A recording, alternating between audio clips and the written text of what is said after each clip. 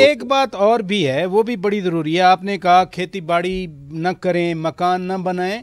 دیکھیں نا، یہ میکسیمم پنجاب میں اسپیشلی ستلج ہو، چناب ہو، راوی ہو، چونکہ ان میں پانی کم تھا، لوگوں نے ریور جو کورس ہے، پانی کا راستہ ہے، اس کو بلاک کیا ہوا ہے. ہاؤسنگ سوسائٹیز بن گئیں، سڑکیں بن گئیں. میں ستلج کی بات کر دیتا ہوں آپ کے سامنے.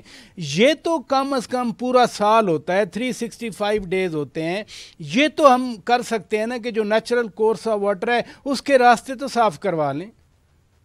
یہ تو وزیر اعظم اس کا اعلان کر چکے ہیں، اور میں ابھی یہ پریس کانفرنس اگر آپ نے سنی ہے تو جی جی. یہی میں نے ذکر، اور صبح کے پروگرام میں بھی ایک میں یہی کہا ہے، پرسوں کی پریس کانفرنس میں بھی کہا ہے، وزیر اعظم نے کہا ہے، اور ہمارے سپہ سالار نے بھی کہا ہے کہ امیر آدمی کی ہوس کے سامنے یا ہوس کی وجہ سے غریب آدمی کی بستی برباد ہو جائے. اس کے درمیان صرف ایک ہی چیز ہے، اور وہ ہے ریاست. صرف ریاست طاقتور کو روک سکتی ہے کہ وہ کمزور کو تباہ نہ کرے. اور یہ جو گلگت بلتستان کے اندر ہوٹل اور ریزورٹس بنے ہوئے ہیں پانی کے اوپر، پانی کے راستے میں، جب یہ ٹوٹتے ہیں پانی کی وجہ سے، آپ نے ٹوٹتے ہوئے منظر دیکھے ہیں، آپ نے خود اپنے ٹیلی ویژن پہ دکھائے ہیں، تو یہ میزائل بن جاتے ہیں. یہ ان کی کنکریٹ کے بلاکس اور ان کے لکڑی کے بالے اور ان کے گارڈر جو ہیں، وہ جس رفتار سے پانی چل رہا ہوتا ہے اسی رفتار سے جیسے کہ بولڈرز گرتے ہیں، اسی طرح آفت بن کے یہ گرتے ہیں نیچے کی بستیوں پہ. ان کو تو ہٹنا. اور یہ جو انلیگل اجازتیں مل جاتی ہیں اور لوگ بناتے ہیں یہ ہاؤسنگ سوسائٹیز، اسے تو رکنا ہوگا. ہمیں تو ہر ڈسٹرکٹ لیول کے تو اوپر ایک پھر ڈاکٹر صاحب آپ تشخیص بھی بتا رہے ہیں کہ اس گریڈ میں، لالچ کے راستے میں ریاست رکاوٹ بنتی ہے. جب لائسنس دیے جاتے ہیں، اجازت دیے جاتے ہیں، تو ریاست خود راستہ دے رہی ہوتی ہے نا پھر اس سارے غیر قانونی کام کے لیے.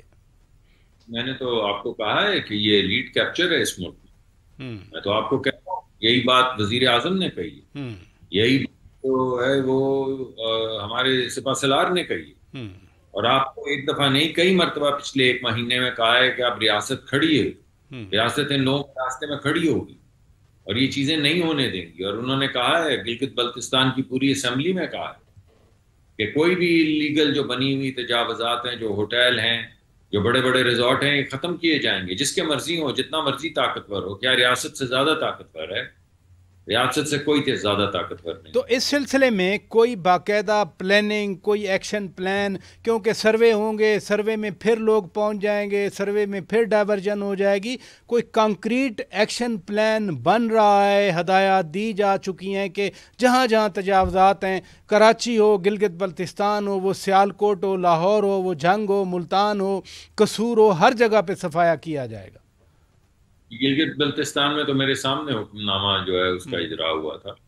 باقی جب ہم پلان کر رہے ہیں تھوڑا اس وقت تو، کیونکہ سب لوگ کوشش یہ کر رہے ہیں کہ لوگوں کے جان و مال کا تحفظ کیا جا سکے، مگر یہ سمجھ لیجئے کہ جو آفت ہے یہ تو ایک ویک اپ کال ہے. اور اب آگے 64 دن میں اگر کچھ نہیں ہوگا تو اگلے سال میں اور آپ بیٹھ کے پھر یہ دوبارہ پروگرام ایک دفعہ کر لیں گے، اور پھر کچھ نہیں ہوگا، پھر اس کے بعد پھر ایک سال بعد کر لیں گے، اور پھر کہیں گے کہ کتنا نقصان ہوا ہے، سروے ہو رہا ہے، کیا کرنا ہے کسانوں کا، کیا کرنا ہے مویشیوں کا. دوسرا طریقہ کار یہ ہے کہ ایک سلیقے سے ہمیں واٹر ویز کا پتہ ہے. پہلے ہمارے پاس یہ ٹیکنالوجیز نہیں تھی، آج سے 4-5 سال پہلے ہمارے پاس اس طرح کی سیٹلائٹ ٹیکنالوجی نہیں تھی، ہمارے پاس ڈرون سوارمز نہیں ہوتے تھے. سو 20 سال پہلے تو یہ سب چیزیں پاسبل نہیں تھی، اب تو پاسبل ہیں. تو ہمیں معلوم ہے کہ پانی اپنا کون سا راستہ اختیار کر سکتا ہے، اور پانی کو تو آپ روک نہیں سکتے، مگر اس کے راستے سے تو ہٹ سکتے ہیں، زوننگ تو کر سکتے ہیں، انفورسمنٹ تو کر سکتے ہیں.